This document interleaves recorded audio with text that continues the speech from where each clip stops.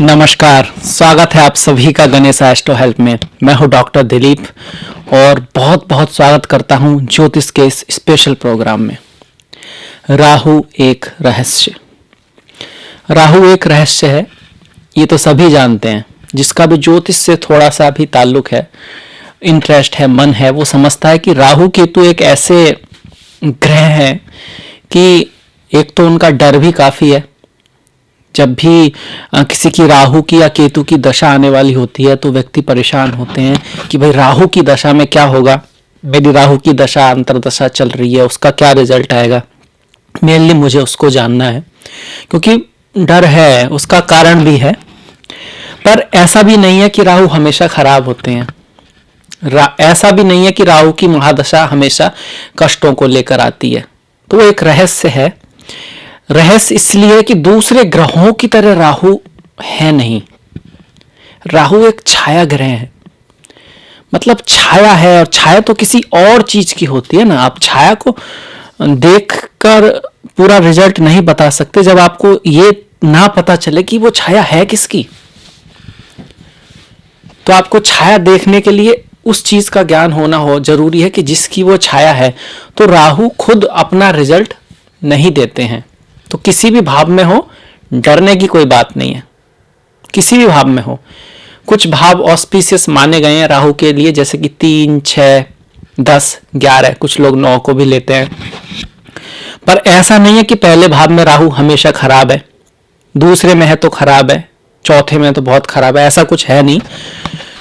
ना ही वास्तविकता में आपको वो रिजल्ट मिलेंगे कि अगर पहले भाव में व्यक्ति है तो राहु ऐसा होगा। कारण क्या है, क्यों ऐसा होता है, वही समझना है।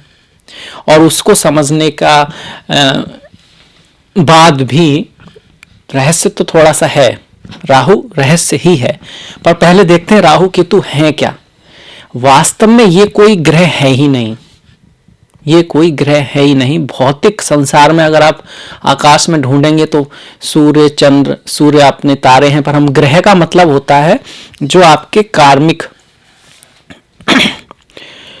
जो आपके जो कर्म रहे हैं उसके अकॉर्डिंग आपको, आपकी बुद्धि को, आपके मन को एक डायरेक्शन देने की कोशिश करता है। आपको होने की तरफ, आपको एक डेस्टिनी की तरफ ले जाने की कोशिश करता है। ले नहीं जाता। आप जाएंगे या नहीं जाएंगे डिपेंड करता है आप कैसा एक्शन लेते हैं। कर्म प्रधान विश्व रच राखा, हो ये वही जो राम रच राखा। कर्म प्रधान विश्व रच राखा, जो जस करिए ताफल चाखा। तो यहां से ही रेमेडी भी निकल के आती है हर ग्रह की, क्योंकि वो उसके अकॉर्डिंग, थोड़ा सा अपने मिजाज के अकॉर्डिंग, राशि जहां पर वो बैठा है, जैसे घरों का वो स्वामी है, जैसी उन पे दृष्टि है, वो आपको ले जाने की कोशिश करेगा। वहां से उसकी रेमेडी भी निकल के आती है। हालांकि बहुत गहरा, बड़ा और डीप सब्जेक्ट हो जाता है, पर फिर भी रेमेडी जो असली है वो वहीं से कर्म की ही रेमेडी निकल के आती हैं। थोड़ी टफ जरूर होती हैं, पर अगर आप उनको पालन करते हैं तो काफी हद तक आप सिचुएशन को संभाल सकते हैं, अगर पहले से आपको पता हो। तो राहु केतु के बारे में देखा जाए तो ये देखिए, ये मैंने चित्र बनाया है। थोड़ा सा इतनी अच्छी आर्ट नहीं है, पर फिर भी ये सूर्य है। अब ये सूर्य के चारों तरफ हमारी पृथ्वी घूम रही है, और पृथ्वी जो इक्लिप्ट जैसा उसका सूर्य का जो पाथ है, पृथ्वी का जो पाथ है, इसके पृथ्वी के चारों तरफ चंद्रमा घूम रहे हैं। चंद्रमा का एक जो नीला पाथ है वो सिर्फ दिखाने के लिए है। तो ये पृथ्वी जो पाथ बना रही है, वास्तव में तो कोई पाथ है नहीं, पर दिखाने के लिए ऐसे ही चंद्रमा भी एक पाथ बना रहा है। नहीं, ये ऐसा कोई पाथ है, सब खाली है। तो ये जहां काट रहे हैं एक दूसरे को, काटेंगे तो सही, कहीं ना कहीं वो जो पॉइंट है वो राहु केतु बन गए। ऊपर वाला जो पाथ वो राहु, नीचे वाला वो केतु। तो राहु जब बनाते हैं हम, तो ये जो इस तरह का साइन है, ये सिंबल है राहु का। ऐसे गोला सा, उसके ऊपर ऐसे, फिर ऐसे, सर्प से मिलता जुलता, नाग से मिलता जुलता। तो इसमें ये गोली जो है, ये जो गोल गोल है, ये नीचे है। ये जो केतु है, हम इसको जो बनाते हैं तो देखिए ऐसे ऐसे, ये केतु का, इसमें ये ऊपर है। राहु ऊपर है, केतु नीचे है। राहु ऊपर है, केतु नीचे है, इसीलिए राहु नीचे जाना चाहता है, केतु ऊपर जाना चाहता है। राहु हेड है, सर है, केतु टेल है, पूंछ है ड्रैगन का, तो जो जिसके पास सर नहीं है, केतु के पास सर नहीं है, तो केतु सर को पाना चाहता है, ज्ञान को पाना चाहता है, विद्या को पाना चाहता है, सबसे उच्च शिखर को पाना चाहता है, वहीं चाहता है, ऊपर जाता है, ऊपर देखता है, मोक्ष की तरफ ले जाता है। हमारे कर्मों के अकॉर्डिंग अगर गलत कर्म किए हैं तो कई बार राहु हमें नेगेटिविटी दिखाएगा चार्ट में कि यहां से आपको असंतोष मिलेगा, यहां आपका रिस्क है। केतु जहां होगा वहां से एक होप है, वहां वहां एक आशा है जो आपको इन कर्मों से निकाल सकती है। वो बोलते हैं ना कि problem is the solution, problem में ही सॉल्यूशन है। प्रॉब्लम को प्रॉब्लम समझना प्रॉब्लम है, पर प्रॉब्लम में ही सॉल्यूशन है। समस्या को समस्या समझना ही समस्या है। समस्या तो एक अपॉर्चुनिटी लेकर आती है, वहीं उसके आसपास से कहीं रास्ता निकलेगा जो आपको लक्ष्य तक ले जाएगा। तो ये हमारे समझ में आ गया कि भाई ये जो राहु है ऊपर वाला, नीचे वाला केतु है। आपने वो भगवान विष्णु की कहानी तो सुनी होगी, उसके बिना राहु केतु की कहानी पूरी होती नहीं है। हालांकि मैंने उसको सुनाया है, जब राहु केतु के जो रिजल्ट आए थे उसके बारे में बताया था ट्रांजिट के, पर यहाँ भी थोड़ा सा संभाल उसका बताना जरूरी है कि राहु केतु की शुरुआत होती है समुद्र मंथन के समय। जब समुद्र मंथन हुआ उस समय जब अमृत निकल कर आया, तो अमृत निकलकर आ गया तो उस अमृत को जो है राक्षस लोग भाग गए लेकर। एक्चुअली वो मजबूत थे इसलिए भाग पाए, देवता लोग उनको नहीं रोक पाए। तो ऐसे में फिर जो देवता लोग हैं वो भगवान श्री विष्णु के पास पहुंचे और कहा कि अब कुछ कीजिए, नहीं तो ये लोग अमृत पी लेंगे, अमर हो जाएंगे, हमारा क्या होगा, बचाइए प्रभु बचाइए। तो भगवान विष्णु ने फिर बहुत ही खूबसूरत मोहिनी रूप धारण किया, मोहिनी रूप धारण किया और असुरों के बीच में आई छम छम करती हुई। ये सिंबॉलिक नजरिया है बताने का, मतलब कि मोहक रूप बनाया जो उनको पसंद हो। आपकी पसंद ही आपकी कमजोरी होती है। तो वो रूप बनाया और वो लोग किसी तरह से राजी हो गए कि जैसे मोहिनी कहेगी वैसे ही करेंगे। तो मोहिनी ने कहा कि भाई आप एक तरफ बैठ जाइए असुर लोग, एक तरफ देव लोग बैठ जाइए और मैं सभी को अमृत पिलाऊंगी। और मोहिनी ने अमृत पान कराना शुरू किया। एक देव को पिलाया, दूसरे देव को, तीसरे देव को। मोहिनी असुरों की तरफ जा ही नहीं रही थी। इसी समय राक्षसों की सभा में बैठा स्वरभानु सोच रहा था कि कहीं ऐसा ना हो कि देर ना हो जाए, मतलब कहीं ऐसा ना हो कि सारा अमृत देवताओं को ही पिला दिया जाए और हम यहां पर बैठे रह जाएं। तो उसने दिमाग लड़ाया, उसने रिस्क लिया, उसने आगे एक कदम बढ़ाया, पर उसने एक नियम भी तोड़ा, एक वचन भी तोड़ा जो उसने मोहिनी को दिया था कि हम इंतजार करेंगे, हम वेट करेंगे। उसने अपना भेष बदला, ऐसा भेष बदला कि ना तो असुर जान पाए ना ही देव जान पाए, और वहां जाके बैठ भी गया और उसे किसी ने पहचाना भी नहीं, देवताएं भी नहीं पहचान पाए जब तक कि एक बूंद अमृत की जा चुकी थी। और जब पहचाना सूर्य और चंद्र ने, तो भगवान विष्णु ने सुदर्शन चक्र चलाया, धड़ अलग हो गया, सर अलग हो गया। सर राहु कहलाया, धड़ केतु कहलाया। पर चूंकि अमृत जा चुका था, अब राहु केतु अमर हो चुके थे, उनको ग्रहों में स्थान मिला फिर भोलेनाथ की कृपा से। इसलिए भोलेनाथ की जो पूजा है वो बहुत महत्वपूर्ण आती है यहाँ पर। चिदानंद रूपा शिवोहम शिवोहम। और भी बात करेंगे जब रेमेडी पे आएंगे, क्यों और किस लिए किसी देव की रेमेडी यहाँ पर, क्योंकि वहीं से सोर्स निकल के तो उपनिषद से ही आता है ना, कहानियों से, पुराणों से ही आता है कि पता तो चले कि क्यों कर रहे हैं। तो शिव का तो यहाँ से आपका नाम आ गया पहले ही, भगवान विष्णु का भी आ गया क्योंकि चक्र से उन्होंने अलग किया था, और वो सांप पे बैठे भी रहते हैं, आपने देखा होगा, वो शेषनाग पे बैठे रहते हैं, और शिव जी के तो गले में ही सर्प रहता है। तो ये दो रेमेडी 102% जो रेमेडी है सात्विक, वो भोलेनाथ और भगवान श्री विष्णु से आती हैं। श्री कृष्ण का तो आपने कालिया पे डांस देखा ही होगा, है ना। तो ये बात है।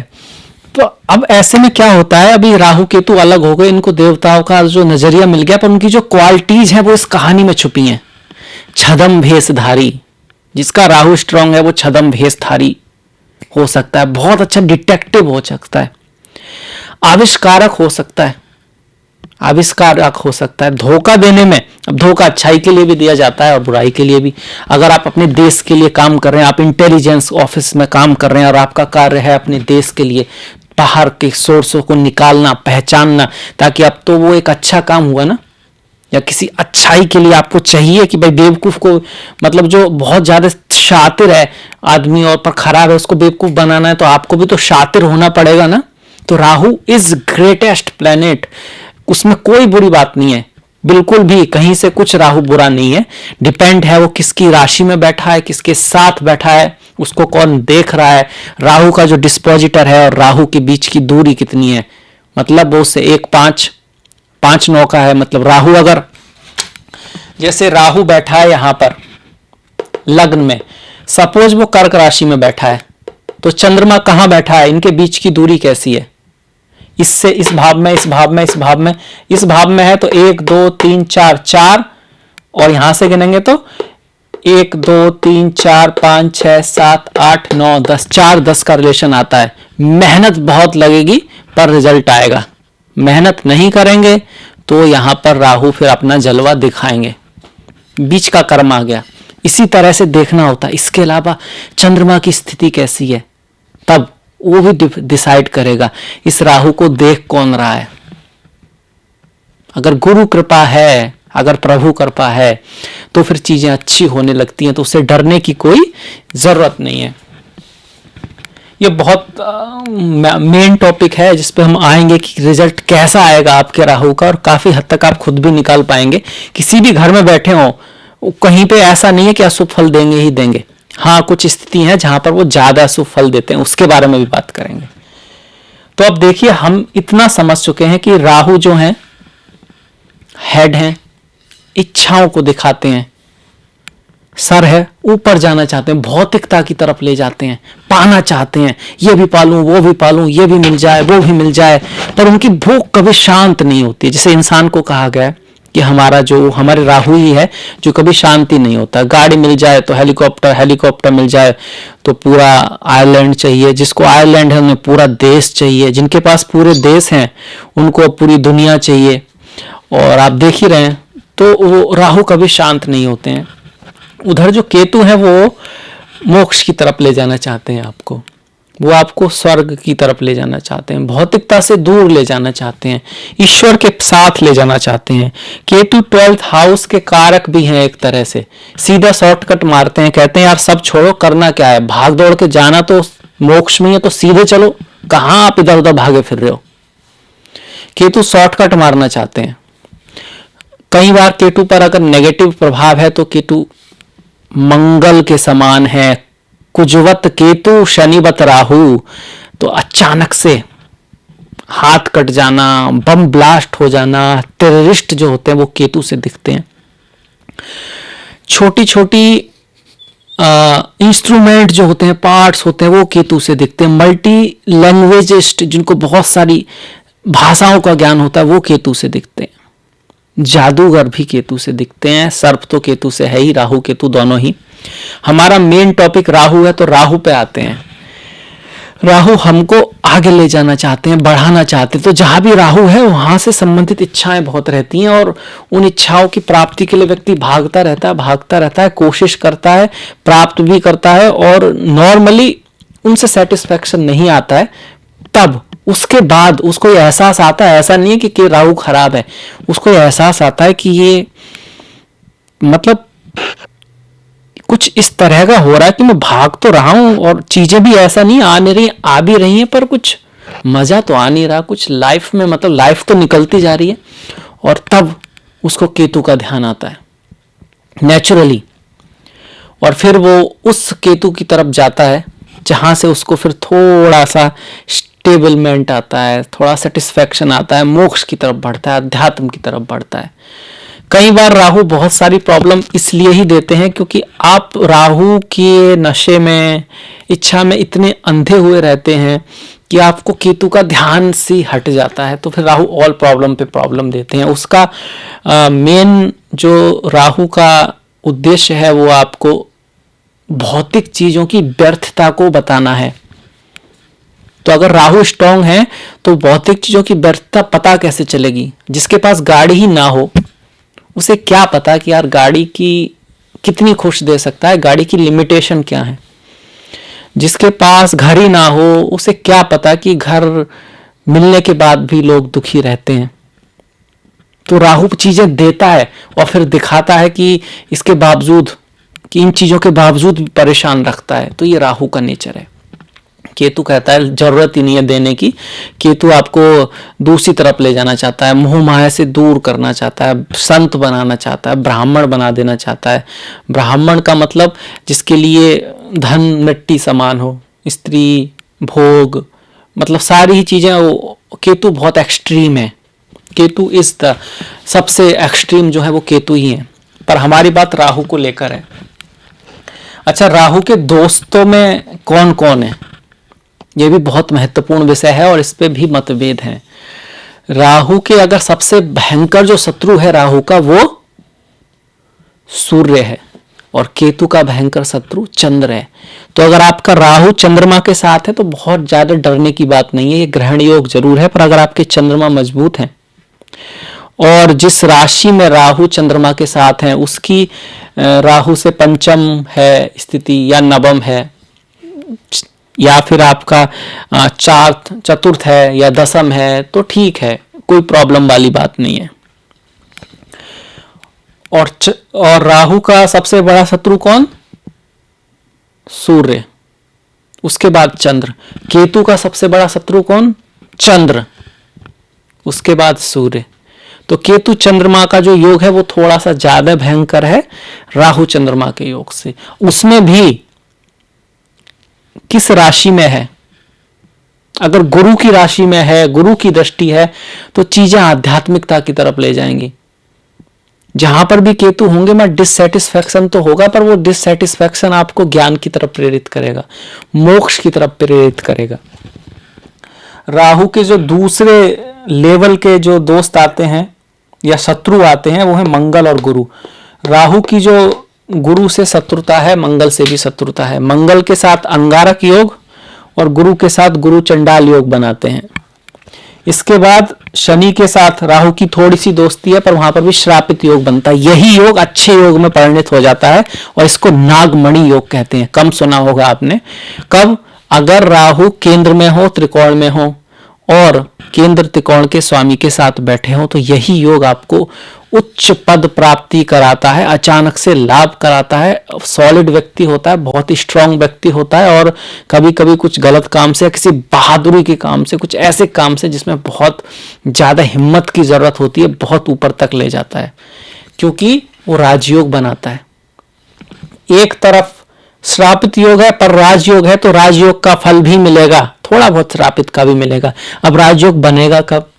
जब राहु की स्थिति देखिए, एक ये प्रथम भाव, ये द्वितीय भाव, ये तृतीय भाव, ये चतुर्थ भाव, ये पंचम भाव, ये छठा, ये सातवां, ये आठवां, ये नौवां, ये दसवां, ये 11वां, ये 12वां, ये 12 भाव हुए।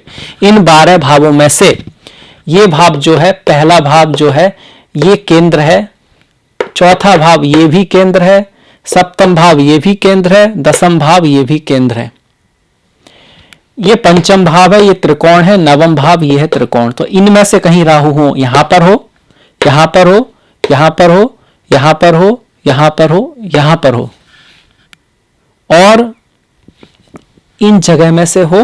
और अगर केंद्र में है तो त्रिकोण के स्वामी के साथ बैठा हो, त्रिकोण में है तो केंद्र के स्वामी के साथ बैठा हो, तो ये राजयोग बन गया। तो ऐसे में अगर राहु शनि के साथ हैं पर वहां पर शनि त्रिकोण के हैं स्वामी और राहु केंद्र में बैठे हैं और शनि भी वहां बैठ के, तो नागमणि योग बन जाएगा। और लोग आपसे कहेंगे भैया ये तो श्रापित योग है, आप तो इसकी वजह से परेशान है, और रियलिटी ऐसी होगी नहीं। और आपको रेमेडी भी करने की कुछ खास जरूरत नहीं है, इतनी बड़ी बड़ी जितना लोग करा देंगे आपसे, क्योंकि वो आपको ऊपर उठाएगा, फेम दिलाएगा, नाम दिलाएगा, धन दिलाएगा। हाँ, वो जो उसकी स्थिति है उसके अकॉर्डिंग कुछ प्रॉब्लम क्रिएट करेगा। अगर पंचम में है तो संतान थोड़ी नौटी रह सकती है, चतुर्थ में है तो माता से थोड़ा कष्ट रह सकता है, बंधु बांधवों से थोड़ा सा कष्ट रह सकता है, बाहर विदेश में आपकी किस्मत हो सकती है, बुढ़ापे में थोड़ा सा दिक्कत आ सकती है। पर इसके अलावा धन, गाड़ी, बंगला, वैभव, जो आपको चाहिए वो राहु आपको सब देगा। पर आपको अगर सेटिस्फैक्शन चाहिए, आपको रियल अमृत की तरफ जाना आपका लक्ष्य है, तो फिर केतु को देखिए। वहां से आपके जीवन का जो जीवन चक्र से जो बाहर निकलने का रास्ता है वो वहां से खुलेगा, जो आपके जीवन का उद्देश्य है। राहु का उद्देश्य सिर्फ आपकी पिछली इच्छाओं को पूर्ति करना है, क्योंकि उनके बिना आपको सेटिस्फैक्शन आएगा नहीं। पर दिक्कत क्या होती है कि पूर्व जन्म की इच्छाओं की सेटिस्फैक्शन करते करते आप फिर से कर्म बंधन में बनते जाते हैं, नई इच्छाएं जन्म ले लेती हैं और इस तरह फिर नए जन्म की शुरुआत होती है। तो उसका सिलसिला शुरू तो होता है पर खत्म नहीं होता।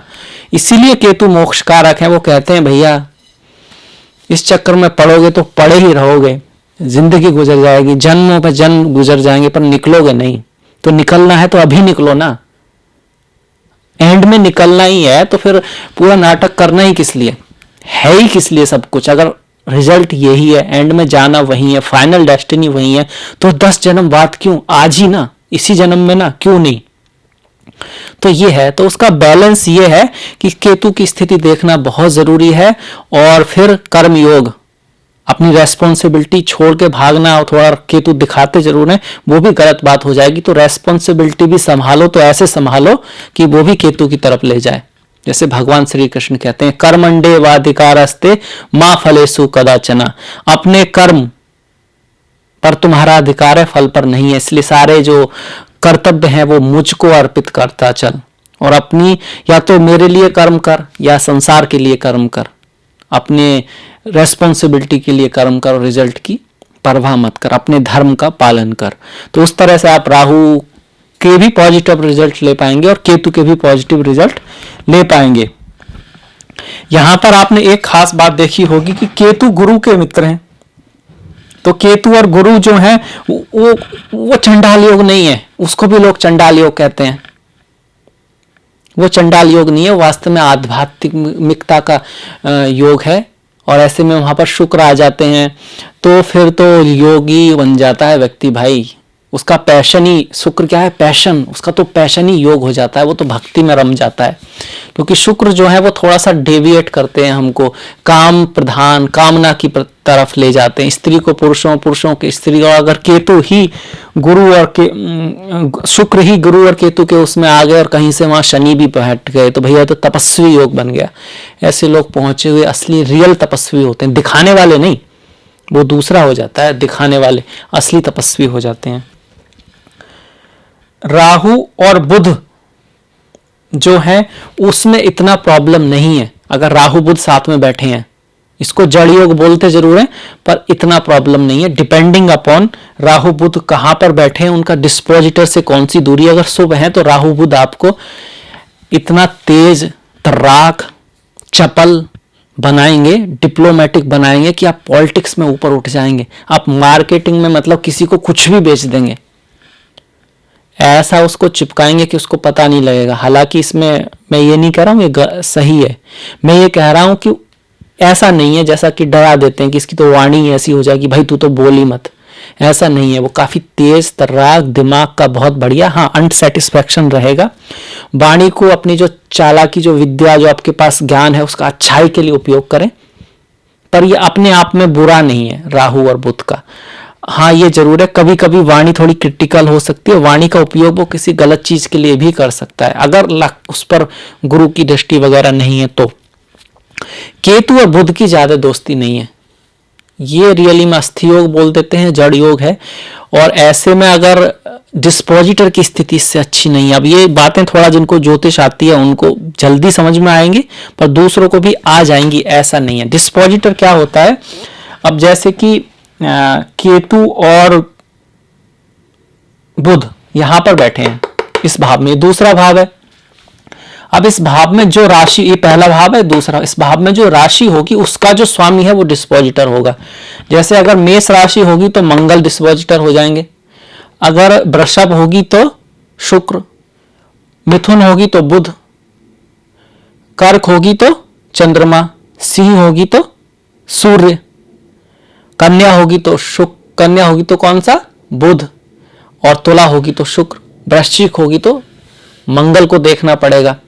अगर आपकी धनु होगी तो फिर गुरु को देखेंगे, मकर होगी तो फिर शनि को, और कुंभ होगी तो शनि को, और मीन होगी तो फिर गुरु को। उसकी स्थिति देखेंगे किससे, राहु केतु से। कहां पर है, यहां पर राहु है तो गुरु कहां है, यहां पर है तो एक दूसरे से 2 बार है। थोड़ा सा सोचने की बात है, खर्चा बहुत कराएंगे और थोड़ा सा जो भी नेगेटिव रिजल्ट है वो थोड़े से देंगे यहाँ के। अगर यहां से यहां पर है मतलब कि 1 2 3 3 11, ठीक है, बहुत बुरी दशा नहीं जाएगी। पराक्रम बहुत करेंगे तो कुछ रिजल्ट आएगा, मेहनत कराएंगे, भागदौड़ कराएंगे, लाभ कराएंगे पराक्रम के बाद। यहां पर पराक्रम करना जरूरी है। अगर बड़ा करके दिखाना है तो बड़ा बनना पड़ेगा, और कोई रास्ता नहीं है। बड़ा बनने का मतलब साइज में बड़ा नहीं, ज्ञान में बढ़ना, ज्ञान से बढ़ना, अपनी जो स्किल्स है उनको बढ़ाना, बहुत सारी मेहनत होगी यहां पर, तब कुछ रिजल्ट आएगा। अप्स डाउन भी आएंगे। अगर यहां से 1 2 3 4 5 5 9 का रिलेशन है, बहुत अच्छा। केतु राहु आपके लिए खुद कुछ चीजें लेकर आएंगे, कुछ गिफ्ट्स लेकर आएंगे, भाग्यवश आपको बहुत सारी चीजें मिलेंगी। और ये राहु का गोचर, ये राहु की महादशा आपके लिए शुभ होगी, बहुत शुभ होगी। तो देखिए कितना अंतर है एक ही जगह में। अगर 6 8 है तो सोचने वाली बात है, प्रभु की शरण में जाइए। जो राहु सिखाना चाहते हैं, जो असली रेमेडीज हैं उनको करिए। क्या वो सिखाना चाहते हैं, उनकी क्या रेमेडीज हैं, वो भी हम बताएंगे, वो भी शास्त्रों के आधार पर। अब देखिए शनि के साथ हम बता चुके हैं कि शनि के साथ जो है राहु की दुश्मनी है, केतु की शनि के साथ भी दुश्मनी है। पर केतु शनि के साथ हो और ऐसे में गुरु का कहीं से साथ मिल जाए तो योगी बना देगा, तपस्वी बना देगा। केतु शनि के साथ हो और शुक्र वहां पर हो और गुरु की दृष्टि ना हो तो ढोंगी बाबा बना देगा। और अध्यात्म की जगह अगर बहुत ज्यादा क्लोज नहीं है तो व्यक्ति को थोड़ा सा भटकाव ला सकता है, गलत चीजों में व्यक्ति जा सकता है, आलस से बहुत बढ़ा सकता है। इस तरह की जो है कर्म जो है उसके थोड़े से बहुत अच्छे ना हो, तो ये इस तरह की संभावनाएं उसमें आती हैं। तो यहां से ये बात आपको समझ में आ गई कि राहु और बुध ठीक हैं, उतना प्रॉब्लम वाली बात नहीं है। ठीक इस तरह राहु और शुक्र की जो युति है और केतु और शुक्र की युति में से राहु शुक्र की युति बेटर है। फेम दे सकती है, नेम दे सकती है, आर्ट मीडिया इन सब में आपको अचानक से धन लाभ दिला सकती है। पर थोड़ा सा आपको क्या कह सकते हैं, एक तो मर्यादा का पालन करना होगा, डिफेम मिल सकता है, आप पर कुछ झूठा आरोप आदि भी लग सकता है। केतु शुक्र थोड़ा सा आपको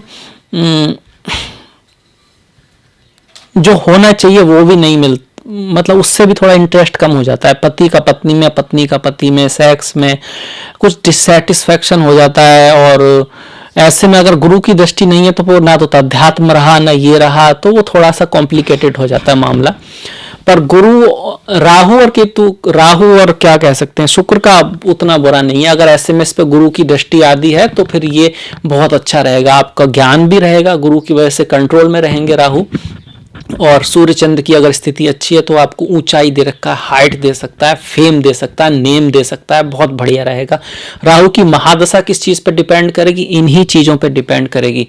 जहां पर राहु है उसका डिस्पोजिटर की स्थिति केंद्र में है, त्रिकोण में है। कहां पर है, केंद्र त्रिकोण में है तो 1+ हो गया। फिर राहु से उस डिस्पोजिटर की दूरी कितनी है, पहले भाव में है, दूसरे में है, तीसरे में है, चौथे में है, 5 में है, 6 में है, 7 में है, 8 में, ये देखना पड़ेगा। अगर आपकी 2 12 है तो दिक्कत है, 6 8 है दिक्कत है, 5 9 है बहुत बढ़िया, बहुत बढ़िया, 4 या 10 है ठीक है, 3 या 11 है ठीक है, मेहनत होगी, प्रॉब्लम्स आएंगी, सॉल्व होंगी, पूरी दशा खराब नहीं जाएगी। 6 8 है, 2 12 है दिक्कत वाली। इसके बाद राहु की उन स्थितियों को भी देख लेते हैं जो थोड़ी सी भयंकर कही गई है, थोड़ा सा जिनको माना गया कि बहुत बढ़िया नहीं है। किस चीज के लिए बढ़िया नहीं है वो भी है। लग्न में अगर राहु है, द्वितीय भाव में राहु है, सप्तम में राहु है और द्वादश में राहु है और चतुर्थ में राहु है, इनको बहुत अच्छा नहीं माना गया है। पर इन सब का रिजल्ट देखते वक्त आपको ये देखना होगा कहीं राजयोग तो नहीं बन रहा, क्योंकि देखिए यहाँ पर केंद्र में आ गए, यहाँ पर भी केंद्र में आ गए, यहाँ पर भी केंद्र में आ गए। ऐसे में अगर वो केंद्र त्रिकोण के साथ हैं तो रिजल्ट अच्छा होगा, डरने वाला नहीं होगा। आप सुन लेंगे कि भाई राहु तो लग्न में है, ऐसा व्यक्ति बदनामी मिल सकती है, चीटर हो सकता है, धोखेबाज हो सकता है, उस पर भरोसा नहीं किया जा सकता, ये है वो है, फलाना है ठिकाना है, और पता लगा व्यक्ति बहुत ही साहसी है, बहुत ही मेहनती है, आध्यात्म की तरफ बढ़ने वाला है, अपना नाम रोशन करेगा, अपने परिवार का नाम रोशन करेगा और ऐसे कर्मों को अंजाम देगा जो आम व्यक्ति के बस की बात नहीं है। और राहु की दशा भी बढ़िया जाएगी। क्यों? क्योंकि इसका जो डिस्पोजिटर वो होगा वो इससे 5th या 9th होगा। बहुत बढ़िया बात होगी। दूसरा, अगर इसके साथ कोई त्रिकोण का स्वामी बैठा होगा तो पिक्चर बदल जाएगी, ठीक है। पर हाँ, जो पारिवारिक जीवन है उसमें थोड़ा सा यहाँ पे संघर्ष रह सकता है परिवार के लिए। और क्योंकि केतु सप्तम में रहेंगे, उसका जो पति पत्नी है वो अध्यात्म की तरफ मुड़ सकता है और खुद भी वो थोड़ा सा अध्यात्म की तरफ ध्यान दे तो चीज़ें बैलेंस हो जाएंगी, उसको इससे फायदा रहेगा। ठीक उसी तरह से दूसरे भाव में अगर राहु है तो व्यक्ति अच्छा नहीं माना जाता धन के मामले में। पर अगर यहाँ पर कोई शुभ ग्रह है, शुभ ग्रह की दृष्टि है, तो यही राहु आपको विदेश ले जाएगा, बाहर ले जाएगा, धनपति बनाएगा, धन कुबेर बनाएगा। तो सिर्फ राहु को देखकर निर्णय ना लें। जो स्थितियां खराब हैं उनमें भी, जो अच्छी हैं वहां तो और भी बढ़िया बात है, जो खराब हैं उसमें भी। इस पे भी आपको देखना होगा इसका डिस्पोजिटर कहाँ पर है, इस पर दृष्टि कैसी है, किस ग्रहों की दृष्टि है। शुभ ग्रहों की दृष्टियां हैं तो लाभ होगा। राहु केतु की यहाँ पर स्थिति धन के लिए अच्छी नहीं मानी गई, परिवार के लिए अच्छी नहीं मानी गई है। पॉइजन आदि का थोड़ा खतरा रहता है। व्यक्ति का खाने पीने की जो चीजें होती हैं उसमें थोड़ा सा ध्यान रखना होता है नॉर्मली इन जनरल। पर उसको पढ़ के सुन के बिल्कुल डरे ना, बिल्कुल भी ऐसा नहीं हो सकता, उल्टी पिक्चर हो सकती है। देखिए, ना फूलों की वादी है ना आग का दरिया है, जीवन तो सिर्फ नजारा है, बाकी सब नजरिया है। मतलब नजरिया बदलो, नजारा बदल जाता है। जैसी दृष्टि वैसी सृष्टि। तो उस योग में भी कुछ ऐसी चीजें होंगी जो आपके लिए पॉजिटिविटी ला सकती हैं। उसके लिए आपको ज्योतिष का ज्ञान होना चाहिए साथ में। सिर्फ ज्योतिष के ज्ञान से तो आप रेमेडी में ही जाएंगे, पुराणों का, उपनिषद का और कर्म पे चलने की हिम्मत होनी चाहिए। कर्म प्रधान विश्व चिराखा, होइए वही जो राम रच राखा। सोए हुए शेर के मुंह में हिरन नहीं आता। मतलब आप शेर भी हैं तो सोए रहेंगे तो हिरन नहीं आएगा। हाँ, आप में कैपेबिलिटी है, आप सब कुछ कर सकते हैं, भागना पड़ेगा, डॉल लगानी पड़ेगी, मेहनत करना पड़ेगा, तब जाके कोई हिरन आएगा। 4 तो फिर भी छूट जाएंगे। तो सिर्फ ज्योतिष से कुछ होगा नहीं, आपको खुद पराक्रम करना होगा। लोग इसलिए असफल नहीं होते कि वो करते हैं और फेल हो जाते हैं। नॉर्मली लोग असफल इसलिए होते हैं कि वो ट्राई नहीं करते, कोशिश ही नहीं करते और लेट हो जाते हैं। तो इन बातों को ध्यान रखिएगा। राहु की स्थिति 12वें भाव में थोड़ा सा व्यक्ति को विदेशों की तरफ ले जाती है। चरित्र के लिए उतना अच्छा नहीं है, उसके ऊपर लाछन लग सकता है, उसको ऊपर गलत वो बोलते हैं ना कि फंसा दिया, तो फंस कभी कभार उसकी थोड़ी सी कमजोरी भी हो सकती है, क्योंकि वो मर्यादा चरित्र थोड़ा सा कमजोर हो सकता है। अगर चीजें बुरी हैं तो उसमें वो फंस सकता है किसी कारण में, फिर वो प्रॉब्लम में आ सकता है। जेल आदि का खतरा रहता है। ये जेल का भाव भी है, ये जेल का भाव है, अकेलेपन का भाव है, विदेशों का भाव है, इंपोर्ट एक्सपोर्ट का भाव है, शैया का भाव है, बेड का भाव है, बेड प्लेजर का भाव है, संभोग आदि का भाव है, समाधि का भाव है। इसी के साथ साथ ये भाव आपके नींद का है, आपके सबकॉन्शियस अनकॉन्शियस माइंड का है, ये भाव आपके पिता की माता का है, ये भाव मोक्ष का है, एलाइनमेंट का है, अध्यात्म का है। और भी बहुत सारी चीजें हैं, मैं अगर कहूंगा तो बहुत देर हो सकती, बहुत बता सकते हैं उस पर समझने वाली बात है कि सिर्फ राहु यहां पर है तो एक माइनस है, पर उसके बाद आपको first minus is there, 1 minus is there, बिल्कुल ठीक है। उसमें ऐसा नहीं है सब लोग झूठ बोल रहे हैं, पर उसके बाद आपको 2-3 चीजें और देखनी है। क्या देखना है? इस पर दृष्टि किसकी है? पॉजिटिव दृष्टि है तो 1 प्लस आ गया। इसका डिस्पोजिटर मतलब जिस राशि में ये है उसका स्वामी इससे कहाँ बैठा है, अगर 5th है, 9th है और आपका 10 है, 4th है, 3 है, 11 है तो बहुत बढ़िया, एक और पॉजिटिव आ गया। अगर 2 है, 12 है, 6 है, 8 है तो एक और माइनस आ गया। ये याद रखना है। इसके बाद क्या देखना है, इसके साथ कौन बैठा है। अगर त्रिकोण का स्वामी बैठा है, केंद्र का नहीं, त्रिकोण का, भले 12 में हो, फॉरेन लैंड से लाभ, यात्राओं से लाभ, पैसा तो दिलाएगा, धन तो लाएगा, ये वाली बात है। दूसरे और 7वें का स्वामी बैठा है तो हेल्थ में प्रॉब्लम लाएगा, आपके अपनी महादशा में स्वास्थ्य खराब कर सकता है, क्योंकि दूसरा और 7वां क्या होता है, मारक भाव होता है। मारक भाव होता है, ऐसा नहीं है कि मार ही देगा, यहाँ पे भी मत डरिए, थोड़ा सा बदनामी हो सकती है, जिसकी इज्जत हो उसके लिए बदनामी मृत्यु समान है। अगर आप करोड़पति हैं और फिर रोड पे आ जाएं, मतलब बहुत नुकसान हो जाए, वो भी मृत्यु समान है। वो ऐसा डरने वाली बात नहीं है कि आप बिल्कुल ही डर जाएं, भैया आप तो मारेगा ही मारेगा, ऐसा नहीं है, ऐसा नहीं होता है। अब वो भी अगर आप पराक्रम करेंगे, प्रभु की शरण में जाएंगे तो और आपको डरने का कोई जरूरत नहीं है। जड़ गया वो मर गया, जीत उसी की होती है जो हार नहीं मानता।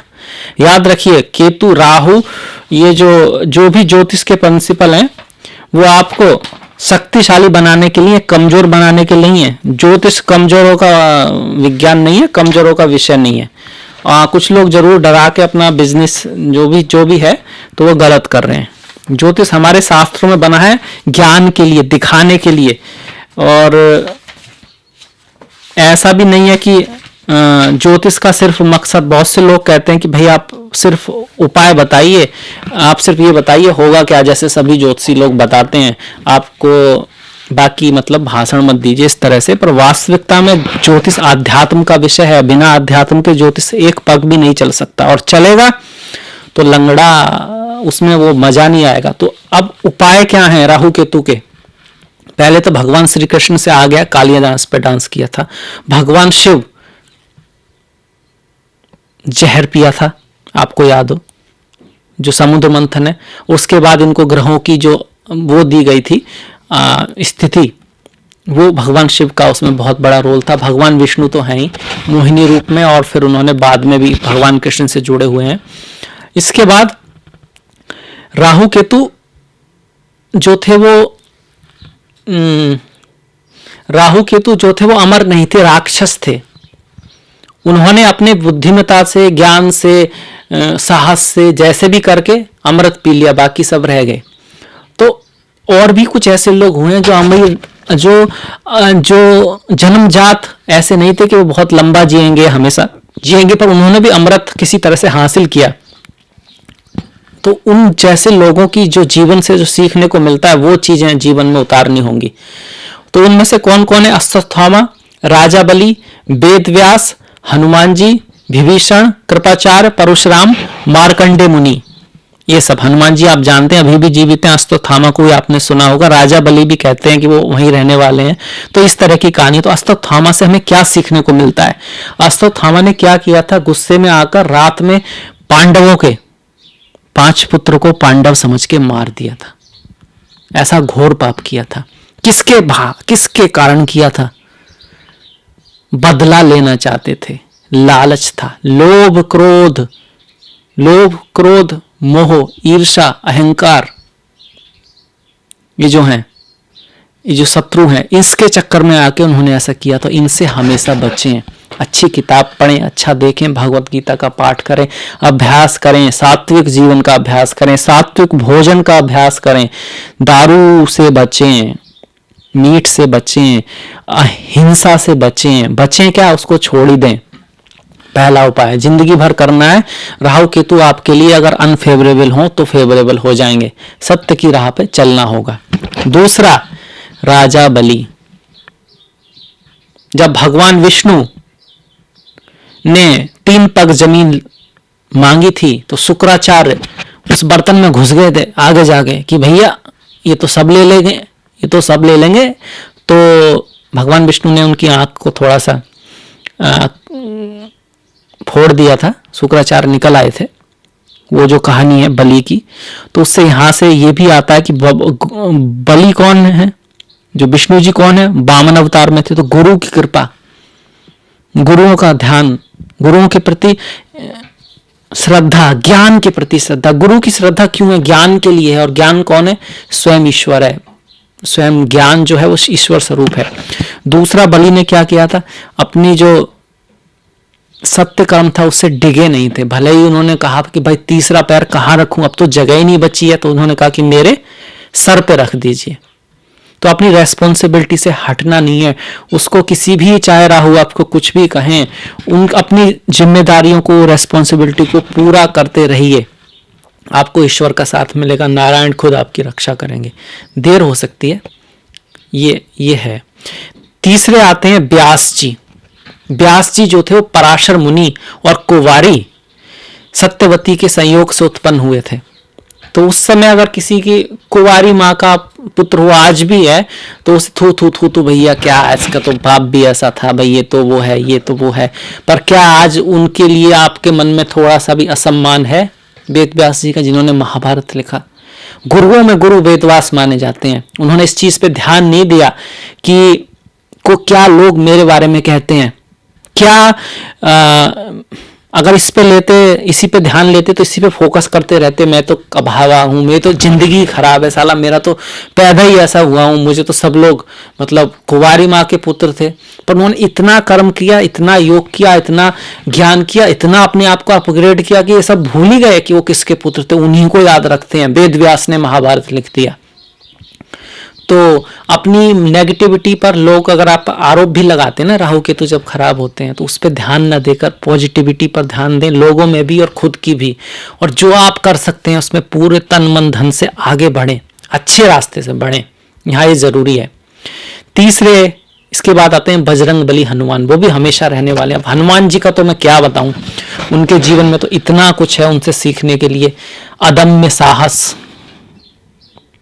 ऐसी भक्ति, विश्वास अपने लक्ष्य के प्रति कि समुंदर के समुंदर लांग गए। कोई प्रॉब्लम आए, कितनी भी बड़ी प्रॉब्लम आए, मुस्कुराते रहना। कितनी भी बड़ी प्रॉब्लम आए, मुस्कुराते रहना। हनुमान जी कभी रोते ही नहीं है।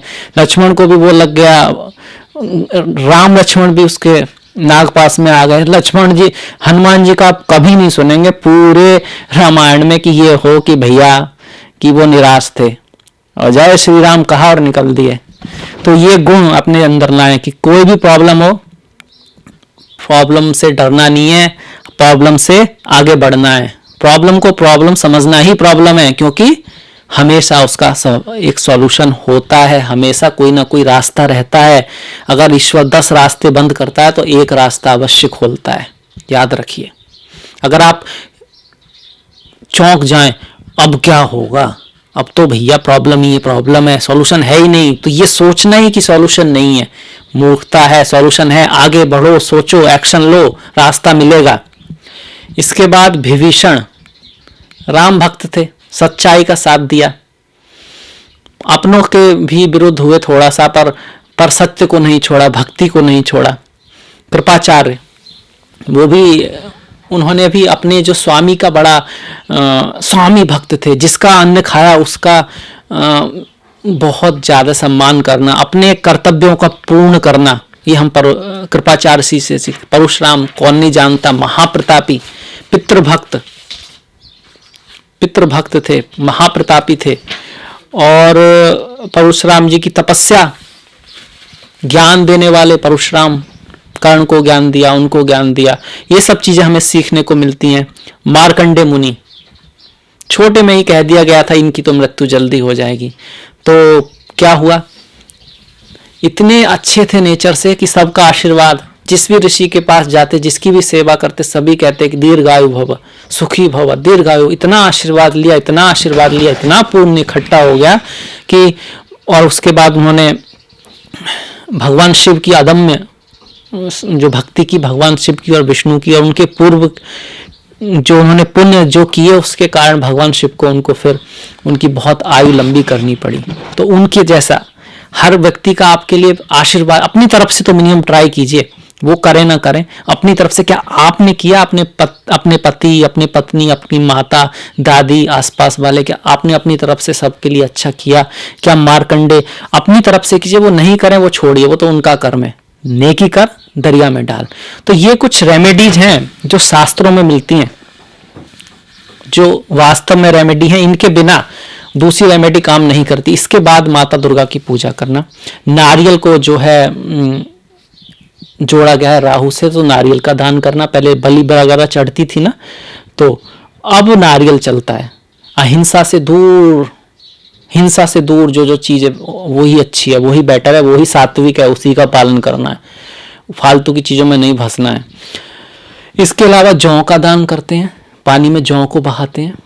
काला कोयला भी थोड़ा बहुत लोग पानी में बहाते हैं। माता दुर्गा की पूजा करते हैं। हनुमान जी की पूजा, बजरंगबली हनुमान वो इन्हीं में से आ गए ना, इसी में से अभी हमने बात की है। तो ये राहु की कुछ रेमेडी हैं। बैटरी जो इलेक्ट्रॉनिक आइटम है उसको राहु से जोड़ते हैं, तो उसका दान।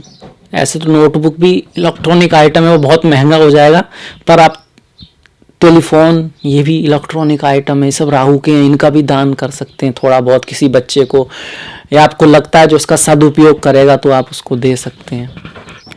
कुछ लोग शराब का भी दान करते हैं, पर मेरे ख्याल से पहली बात तो क्वालिटी की शराब हो, और भैरव जी को चढ़ा दो तो ठीक है देने की बजाय, वो पी के उसका ही नुकसान हो तो उस बुरा कर्म में घूम के वापस आएगा। अब नहीं आएगा तो ले बाद में आएगा, हो सकता है थोड़ा सा पेंडिंग कर दे, पर उपाय भी जरा सोच समझ के कीजिए। कर्म प्रधान विश्व रच राखा, होइए वही जो राम रच राखा। कर्म प्रधान विश्व रच राखा, जो जस करिए ता फल चाखा। भक्ति भी कर्म है, भक्ति भी कर्म है। भक्ति वो कर्म है जो कर्म को ही काट देती है। कर्म काटने के लिए विधि कर्म की बनाई है, और आपको इस जग से तारने के लिए भगवत गीता आई है। भगवत गीता पढ़िए, उसमें आपको और रेमेडी मिल जाएंगी, एक से एक।